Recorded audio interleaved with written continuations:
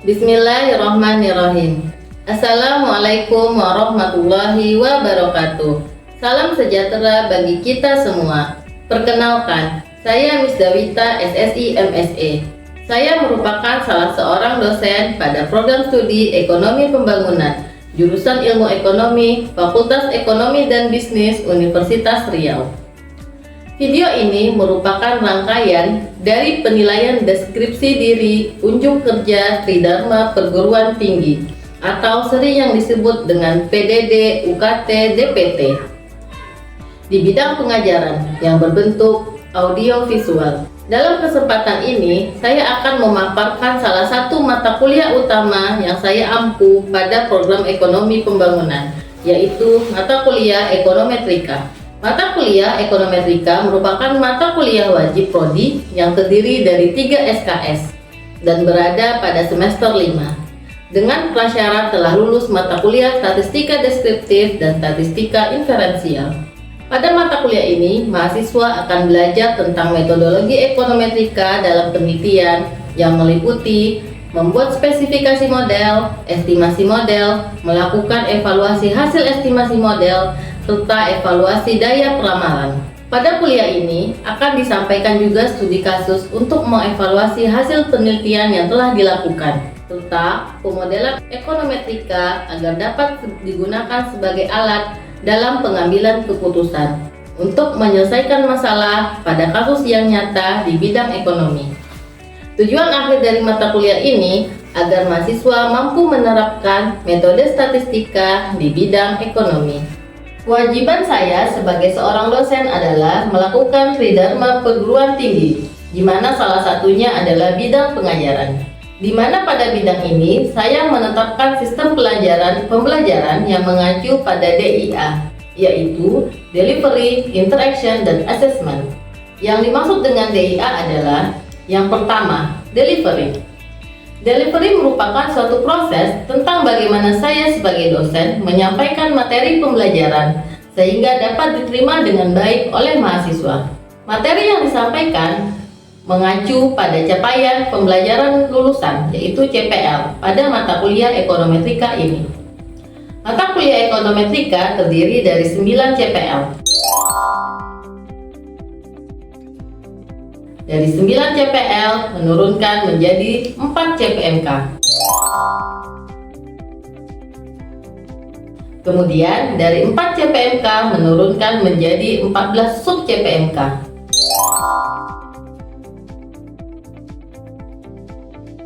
Nah, 14 CPMK ini dibagi menjadi 14 pertemuan tatap muka pembelajaran dan tidak termasuk untuk ujian tengah semester dan ujian akhir semester.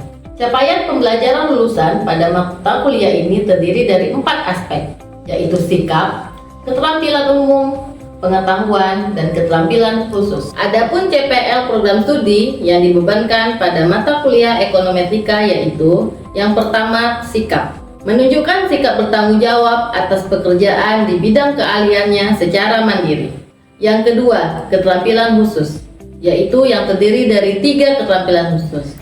Yang pertama, mampu menerapkan pemikiran logis, kritis, sistematis, dan inovatif dalam konteks pengembangan atau implementasi ilmu dan teknologi yang memperhatikan dan menerapkan nilai humaniora yang sesuai dengan bidang ekonomi regional, industri, moneter, dan internasional, sumber daya manusia dan ketenaga kerjaan, sumber daya alam dan lingkungan, serta ekonomi Islam. Keterampilan khusus yang kedua yaitu mampu menunjukkan kinerja mandiri, bermutu, dan terukur. Keterampilan khusus yang ketiga mampu mengambil keputusan secara tepat dalam konteks penyelesaian masalah di bidang keahliannya berdasarkan analisis informasi dan data. CPL yang kelima yaitu pengetahuan, mampu memahami model atau analisis ekonomi dalam menggambarkan fenomena pembangunan ekonomi kontemporer. Pengetahuan yang kedua memiliki pengetahuan dan pemahaman tentang metode penelitian dan penerapannya sesuai dengan bidang konsentrasi masing-masing. Selanjutnya adalah CPL tentang keterampilan khusus. Ada 3, yaitu mampu memecahkan masalah sosial ekonomi dengan menggunakan teori dasar ilmu ekonomi dan teknik dasar estimasi empiris, penalaran analisis yang logis dan ilmiah. Yang kedua, memiliki kemampuan dalam mendemonstrasikan cara berpikir ekonomi yang baik dan benar. Dan keterampilan khusus yang ketiga, memiliki kemampuan dalam mengoperasikan alat analisis di bidang ilmu ekonomi. Capaian pembelajaran mata kuliah ini adalah: yang pertama, mampu menyaring nilai, norma, etika akademik, dan sikap bertanggung jawab dari penerapan model-model ekonometrik dalam menyelesaikan permasalahan ekonomi. CPMK yang kedua, mampu menyusun makalah secara mandiri, bermutu, terukur, dan bertanggung jawab dengan menggunakan model regresi linear dan non-linear. CPMK yang ketiga, mampu memecahkan masalah ekonomi dengan menggunakan model-model ekonometrika. Dan CPMK yang keempat, mampu menguasai konsep dasar tentang asumsi klasik dan variabel dummy. Bahan kajian dalam metode ini adalah sebagai berikut.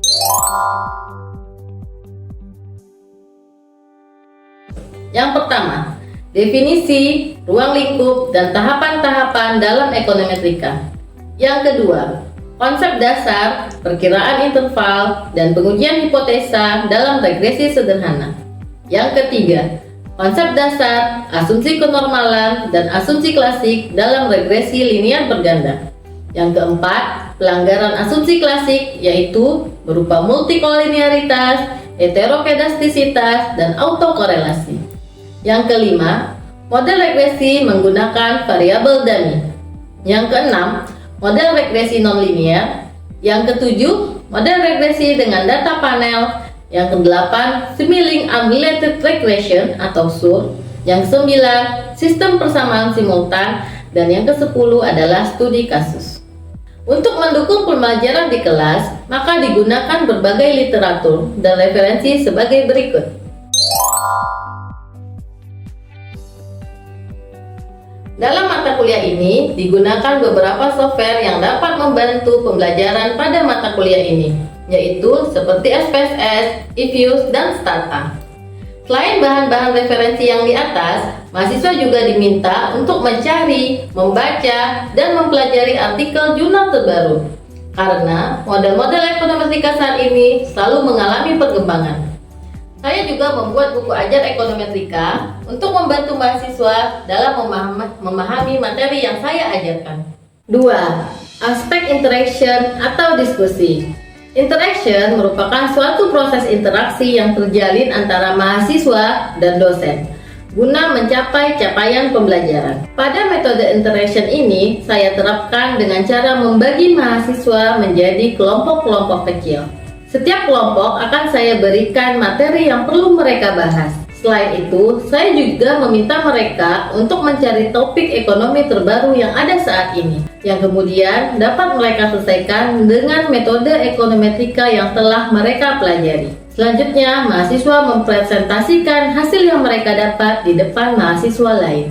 Dengan metode ini, saya berpikir mahasiswa dapat berpikir kritis dalam menemukan dan mengemukakan topik dan permasalahan yang ada di dalam bidang ekonomi, serta mereka dapat mengimplementasikan model ekonometrika dalam menyelesaikan permasalahan ekonomi yang ada. 3. Assessment. Aspek asesmen ini merupakan suatu proses penilaian untuk mengukur kemampuan mahasiswa secara objektif dalam menerima pembelajaran. Pada pertemuan pertama, saya selalu menyampaikan kontrak perkuliahan yang disepakati bersama dengan mahasiswa. Pada kontrak perkuliahan tersebut memuat tentang indikator dan bobot penilaian yang saya lakukan. Indikator dan bobot penilaian yang saya gunakan adalah sebagai berikut. Dengan hasil-hasil asesmen yang saya lakukan, diharapkan mahasiswa dapat mengetahui proses penilaian yang saya lakukan secara transparan dan objektif. Sebagai penutup, inilah 3 aspek yang saya terapkan dalam proses pembelajaran di mata kuliah ekonometrika yang saya ampu. Terdiri dari aspek delivery, interaction, dan assessment yang sering disingkat dengan DIA. Selanjutnya, saya akan menampilkan video proses pembelajaran yang saya lakukan secara tatap muka tentang regresi linear berganda, yang merupakan materi pada pertemuan keempat. Selamat menyaksikan. Assalamualaikum warahmatullahi wabarakatuh. Waalaikumsalam warahmatullahi wabarakatuh.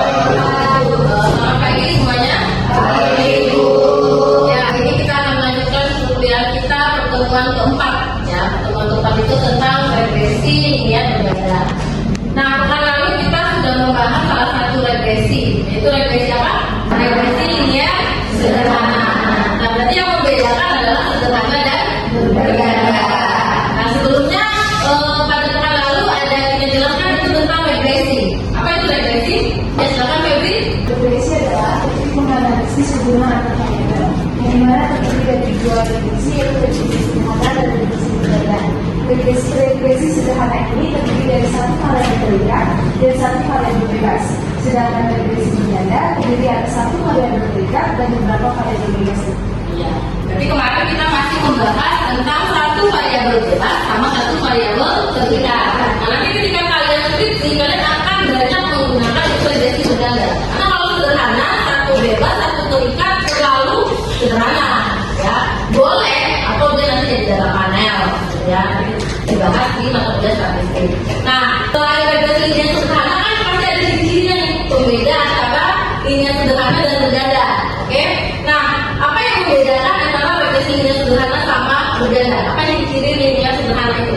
Ya, silakan Imelda. Ciri-ciri regresi linear sederhana itu terdiri dari tiga. Yang pertama hubungan satu orang, yang dimana dari variabel bebas ke variabel terikat. Yang kedua ada sederhana, di mana terdapat satu variabel bebas dan satu variabel terikat. Yang ketiga itu ada linear, yang dimana hubungan parameternya itu linear. Ya, berarti ada tiga tadi ya. Yang tadi juga ditambah dari yang Febri, satu bebas sama satu terikat. Kemudian yang kedua tadi apa? Sederhana. Kenapa disebut sederhana? Karena hanya satu, ya kan? Kemudian nanti yang terakhir itu ada linear. Jadi kalian pernah belajar SMA ada persamaan linear sama non linear. Nah, linear itu pangkatnya satu. Kalau non linear itu pangkatnya lebih dari satu. Persamaan kuadrat, polinomial itu maksudnya non linear. Lingkaran juga pernah belajar? Nah, itu sama lingkaran itu linear apa non? Non. Oke, paham ya bedanya untuk regresi linear sederhana. Nah, kemudian ketika kita mau membuat suatu persamaan regresi, kita akan menentukan titik-titik garis, ya. Titik-titik garisnya seperti apa? Jadi dalam regresi kemarin kita membahas untuk hubungan dua variabel ya, ada variabel x sama variabel y. Nah, titik-titiknya kan banyak, x3 y-nya 2, ini ada banyak titik nih. Nah, untuk mencari hubungannya, kita ambil satu garis regresi namanya. Ya kan? Nah, mana garis regresinya? Nih, misalnya. Ada yang ngambil kayak gini, ada yang ngambil kayak gini. Pokoknya satu garis yang membuat banyak titik. Nah, itu kan itu adalah regresi. Nah, bagaimana cara membuat garis ini? Cara membuat garis regresi ini. Bagaimana cara membuat garis regresi? Ada yang mau menjawab? Ya, silakan Muhammad. Beberapa cara mendapatkan garis regresi ini. Yang pertama yaitu cara bebas, yang kedua menghubungkan dua titik yang terendah dan yang tertinggi, yang ketiga yaitu membagi data menjadi dua kelompok yang sama. Kemudian masing-masing dicari rata-ratanya yaitu X1 dan X2, dan yang terakhir yaitu metode kuadrat terkecil. Ya, oke, yang pertama freehand method, tangan bebas. Jadi ini tangan bebas. Kalau si A ngambilnya, saya ngambil yang bawah. Yang si B, kayaknya yang di atas lebih mewakili deh. Ada yang ngambil ya? Ya, itu namanya freehand bebas. Yang kedua tadi apa? Nah, yang paling bawah sama paling atas. Jadi yang paling atas, ini yang paling bawah dan bukan aja ya. Nah, tuh. Nah, yang ketiga rata-rata bagi dua ya, bagi dua garisnya. Berapa sini rata-ratanya, berapa sini dihubungkan. Yang ketiga, yang keempat OLS, metode kuadrat terkecil. Nah, yang akan kita utamakan di linear dan berganda itu adalah OLS. Itu yang kemarin terkait linear sederhana. Nah, sekarang kita masuk regresi linear berganda. Apa tadi bedanya? Kalau berganda apa yang lebih dari satu? Variabel bebas. Ya, jadi ada beberapa hal yang akan kita bahas. Pendahuluan arti regresi linear berganda, model, estimasi model, estimasi untuk dua variabel bebas, estimasi untuk lebih dari dua variabel bebas, dan interpretasi model. Kita masuk yang pertama itu adalah kenapa kita perlu belajar regresi berganda.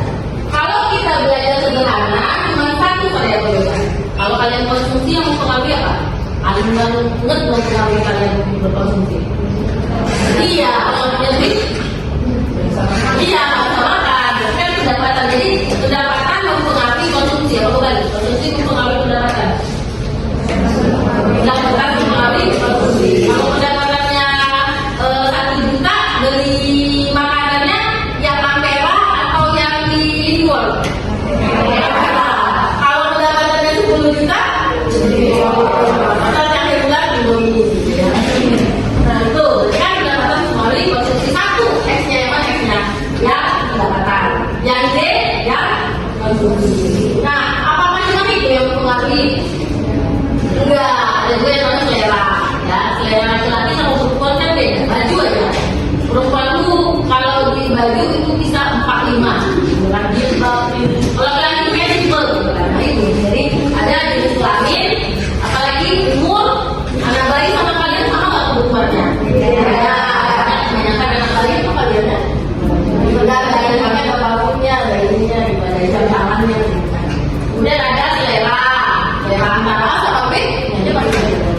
anggota keluarga. Kemudian lagi, jika dianggap variabel lain perlu diakomodasikan ke dalam konstruksi, maka yang tadi regresi sederhana menjadi regresi berbeda. Jadi ganda itu bukan hanya dua, lebih dari dua juga namanya regresi berbeda. Kemudian yang disebut variabel terikat itu disimbolkan dengan Y, ya. Jadi pada persamaan linear lebih dari dua variabel Y dipengaruhi oleh lebih dari dua variabel bebas. Ada X1, ada X2, X3 sampai Xk. Jadi kita ada epsilon X itu konsumsi dipengaruhi oleh pendapatan X1, kemudian selera X2, kemudian jenis kelamin, kemudian umur dan sebagainya. Ya, itu berarti ada 4 X-nya. Nah, dengan demikian Y disebut dengan variabel terikat, dependent variable, kemudian yang X disebut variabel bebas atau variabel independent. Nah, artinya nilai variabel B dapat ditentukan jika variabel X-nya ada. Misalnya nih, si Sya punya pendapatan 5 juta, jenis kelamin perempuan, seleranya sedang lah gitu. Dan umurnya 20 tahun. Jadi kita bisa tahu nanti Y-nya berapa ya, berapa konsumsinya dia. Jadi sampai dari 3 kali kita tahu Y-nya. Kita punya di si B. Nah, untuk penurunan model regresi untuk mendapatkan koefisiennya tidak akan dijelaskan kayak di regresi sederhana. Kalau regresi sederhana kita cuma mencari B0 sama B1. Kalau di regresi berganda kita banyak yang mencari B0, B1, B2, B3 dan seterusnya. Makanya sulit kalau itu. Kalau kita mau menghitung paling bisa itu sampai B2, B0, B1 dan B2. Kalau udah sampai X3, X4 variabelnya itu sangat sulit. Nah, kalau sampai B2 seperti ini menggunakan LS tadi ya, jadi seperti ini. Jadi B0 itu rumusnya adalah rata-rata Y dikurang B1 rata-rata X1 dikurang B2 rata-rata X2. Nah, B1 nya harus dicari dulu.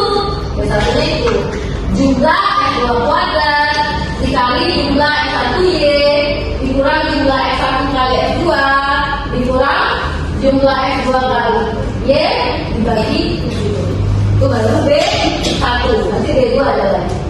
Jadi kalau untuk menghitung kita terbatas hanya sampai B2, itu pun udah agak mulai dibuat paling. Nanti kalau kita kasih contoh, datanya nggak terlalu banyak, hanya 5 atau 6 data. Dan ini rumus untuk menghitung parameter ya namanya B0, B1, B2 itu namanya parameter.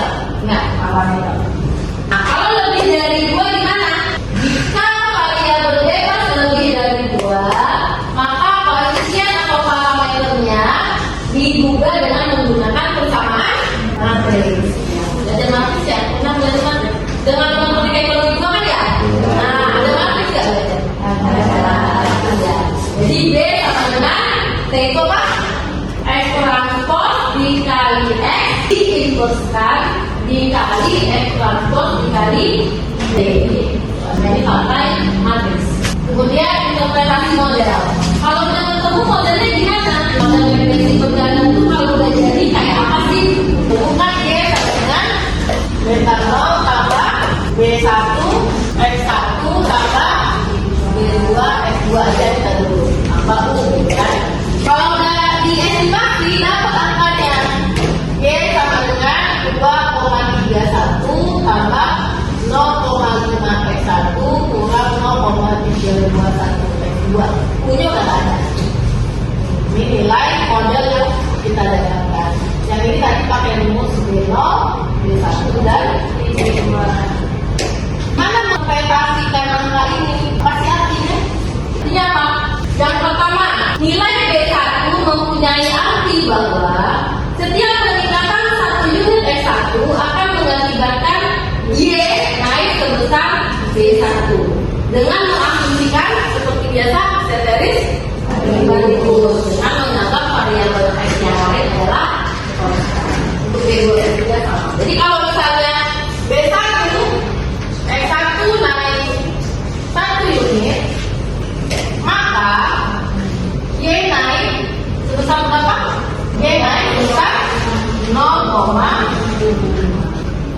Kenapa dia bisa sama-sama naik? Karena positif. Kalau di B2, X2, itu berarti ini B1, ini B2. Berarti kalau X2 naik 1 unit, maka Y turun sebesar 0,32. Jadi minus sama plus itu menandakan naik. Nah, ini yang bagian 2 yang akan kalian diskusikan kelompok. Jadi dalam OLS itu ada 4 asumsi yang harus dipenuhi. Ya. Jadi nanti kita akan membahas asumsi-asumsi yang mendasari ordinary least square, yaitu errornya berdistribusi normal, kemudian tidak terjadi multikolinearitas, tidak terjadi heterogenestisitas, sama bebas dari autokorelasi. Ya, ada 4. Jadi suatu estimasi akan bersifat U jika memenuhi 4. Error berdistribusi normal, tidak ada multikolinearitas, tidak mengandung heterogenestisitas, sama bebas dari autokorelasi. Nah, untuk autokorelasi khusus untuk data yang bersifat time series. Kalau dia tidak time series, tidak perlu dicek autokorelasi. Ya. Jadi sekarang bentuk 4 kelompok untuk membahas dari setiap asumsi ini, yaitu berdistribusi normal, multikolinearitas, heterogenestisitas, sama autokorelasi. Ya, dibentuk saja kelompoknya 4 kelompok. Nanti kemudian berdiskusi tentang 4 hal ini. Ya, silakan. Sini ya, kalian multiko ya? Multikolinearitas kan?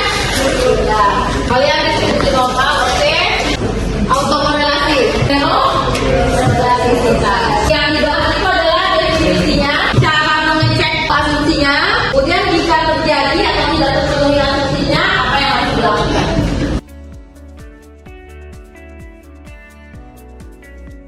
Selamat pagi semuanya. Baik, yang pertama itu pengertian dari multikolinearitas. Yang pertama, multikolinearitas adalah hubungan linear antara regresor. Misalnya terdapat 2 buah regresor X1 dan X2. Jika X1 dapat dinyatakan sebagai fungsi linear dari X2, misalnya X1 sama dengan Y, X2, maka ada koordinatas antara X1 dan X2. Untuk materi selanjutnya yaitu ada ilustrasi mengenai secara substantif, yaitu total pendapatan X1 sama dengan pendapatan dari upah X2 ditambah dengan pendapatan bukan dari upah X3. Bila model ini ditafsir menggunakan ordinary least square atau OLS, maka data tidak dapat diperoleh karena terjadi perfect multikolinearity. Contoh yaitu pengaruh jumlah anggota keluarga dan keterangan sosial dalam satu keluarga terhadap jumlah berkunjung tempat wisata. Revenue merupakan jumlah pengunjung tempat wisata, X1 merupakan jumlah anggota keluarga, kemudian X2 adalah total harga tiket dalam satu keluarga. Satu tiket harganya 10.000, sehingga terjadi multikolinearitas karena X2 sama dengan 10.000 atau X1. Kemudian pengaruh jam tidur dan waktu sawit per bulan terhadap IPK mahasiswa ekonomi pembangunan angkatan 2020. Y-nya merupakan IPK mahasiswa, X1 merupakan jam tidur, X2 merupakan O1. X1 dan X2 tidak ada hubungan, maka tidak terjadi multikolinearitas. Selanjutnya ada aturan lain menggunakan koordinatas. Bandingkan nilai D yang dihitung dengan nilai D, L dan nilai dan DU dari tabel dengan aturan berikut. Bila D kurang dari DL sama dengan tolak K0, berarti ada korelasi yang positif atau kecenderungan P yang sama dengan 1. Bila DL kurang dari, bila D lebih dari sama dengan DL atau D kurang dari sama dengan DU, ini tidak mengambil keputusan apa-apa. Dan bila D lebih dari DU atau D lebih dari kurang dari 4 dikurang DU, jangan tolak harga, artinya tidak ada korelasi positif ataupun negatif. Perbedaan kurang, mohon maaf, Assalamualaikum warahmatullahi wabarakatuh. Jadi kita tadi membahas autokorelasi. Kalau multiko itu hubungan antara 2 variabel X, maka autokorelasi itu adalah variabel diri dia dengan variabel tahun sebelumnya. Jadi inflasi tahun ini dipengaruhi oleh inflasi tahun sebelumnya, itu namanya autokorelasi. Dan inflasi atau variabel yang sama dipengaruhi oleh diri dia pada tahun sebelumnya. Paham sampai sini? Semoga semua tentang regresi linear berganda, maka kita akan mengecek pemahaman kalian dengan ada beberapa pertanyaan menggunakan quizzes, ya. Jadi mengaktifkan aktif quizznya, nanti saya akan memberikan kodenya. Oke, kita mulai ya quiznya. Oke, silakan dikerjakan.